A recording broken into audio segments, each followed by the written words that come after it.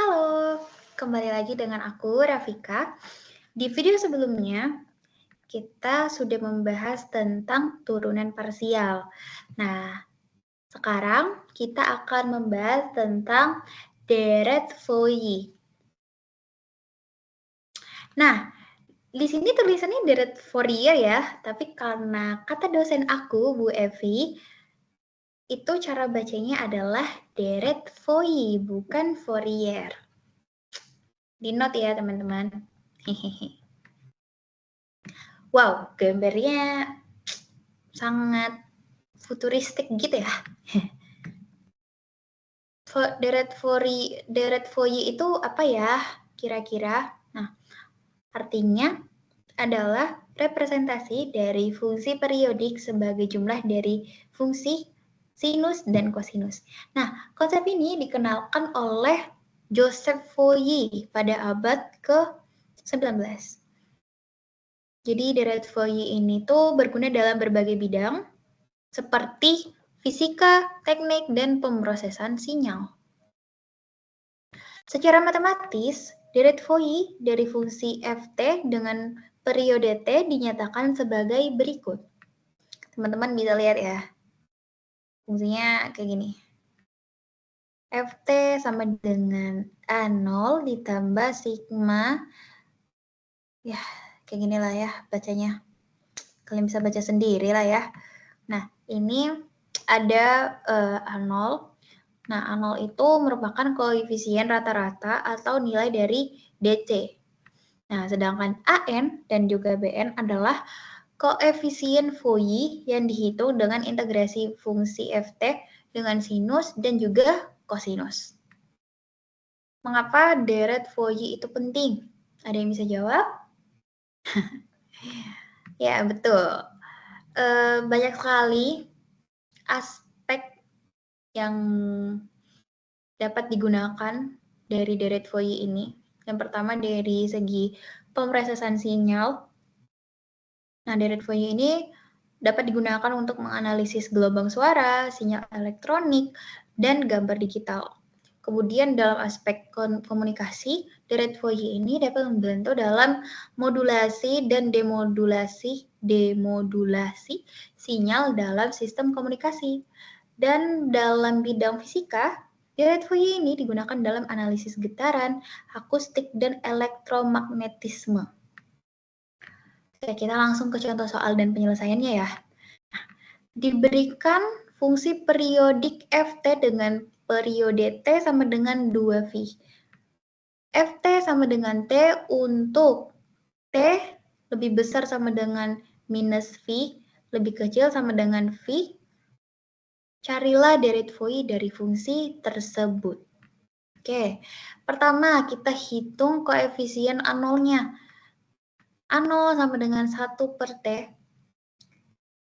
dikali integral dengan batas atas V, batas bawah minus V, Ft dari Ft dt. Nah, itu karena T-nya tadi 2V, jadi kita substitusikan T sama dengan 2V-nya itu ke dalam sini, ke dalam T. Jadi 1 per 2V dikali integral V, dikali integral dengan batas atas V, batas bawah minus V, dikali dengan T dt. Nah, kemudian kok bisa seperti ini? Nah, ini tuh apa ya? Nah, ingat nggak rumus yang integral dari X pangkat N? Nah, itu balik lagi ke sini. Nah, anggap aja si X itu T yang di sini. Nah, T di sini pangkatnya 1 kan, jadi N-nya 1. Gimana rumusnya? Masih hafal nggak? Nah, rumusnya seperti ini. T pangkat 1 itu sama dengan 1 per 1 ditambah 1 dikalikan T dipangkatkan 1 ditambah dengan 1. Jadi hasilnya adalah T kuadrat per 2 dengan batas atas V, batas bawah minus V. Nah, jadi kita integralkan dulu si T-nya, kemudian dapatlah hasilnya ini. Dan lagi-lagi balik lagi ke rumus dasarnya ya teman-teman. Jadi rumus dasarnya itu harus diperkuat supaya bisa menyelesaikan soal-soal dari kalkulus 2 yang kelihatannya ribet banget, tapi emang ribet banget. Oke, kita balik lagi ke soal. Nah, udah nih, sama dengan 1/2V dikali integral V, integral dengan batas atas V, batas bawah minus V, T dt. Nah, kita substitusikan batas atas dan batas bawahnya ke dalam sini. Ke dalam sini. Benar nggak sih? Ya kan? Nah, jadi 1/2V, T-nya kita ganti dengan V, dengan batas atas. Jadi V pangkat 2/2 dikurang. Kenapa di sini dikurang? Kenapa dia dikurang? Coba, ada yang tahu nggak? Apakah ada rumus yang terlewat? Aku tidak tahu, mungkin teman-teman bisa koreksi. Nah, di sini dikurang V pangkat 2/2. Sama dengan 0. Koefisien A0. Koefisien A0 itu tadi rata-rata atau nilai DC. Oke, nanti aku pelajari lagi deh. Kemudian kita lanjut ke menghitung koefisien dari AN. Nah, di mana untuk mendapatkan nilai AN-nya itu sama dengan 1/V dikali integral dengan batas atas V, batas bawah minus V, dari T cos NT dt. Karena T cos NT adalah fungsi ganjil, integralnya dari minus V sampai V adalah 0, maka N sama dengan 0.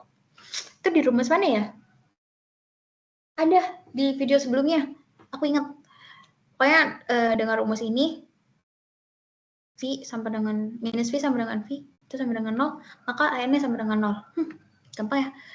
Oke, lanjut ke koefisien Bn. Nah, koefisien Bn itu sama dengan 1/V dikali integral dengan batas atas V per minus V dari T sin NT dt.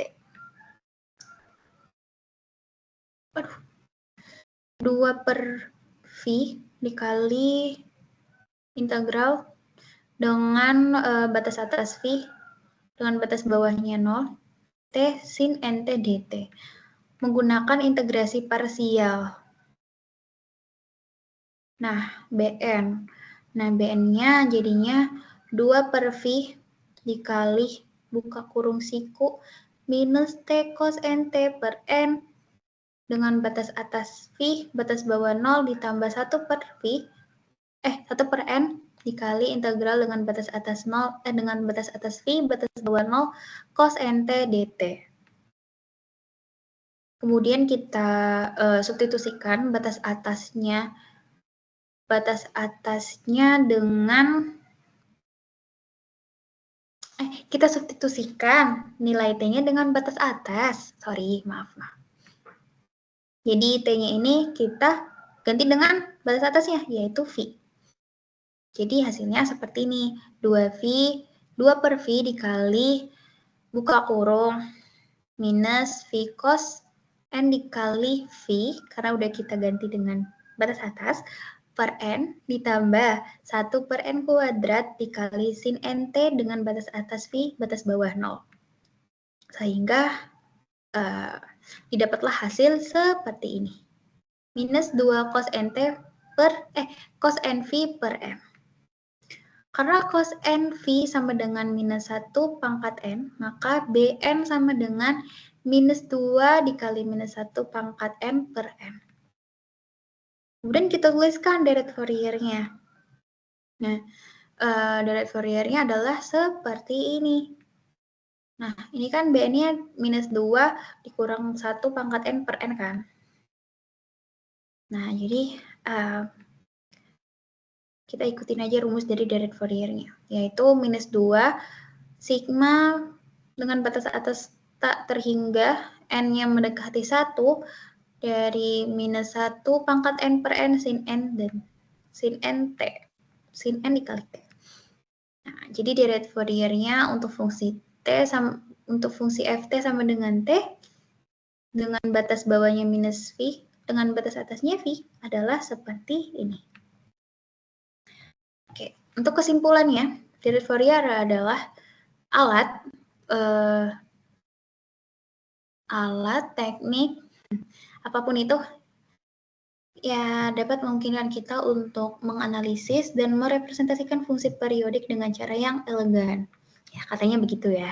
Dengan memahami konsep ini dan melalui contoh soal yang dipecahkan langkah demi langkah, semoga kita bisa melihat betapa pentingnya Dirichlet Fourier dalam berbagai aplikasi dunia nyata.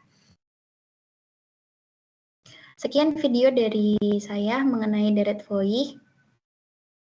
Sampai jumpa di video selanjutnya. Bye-bye.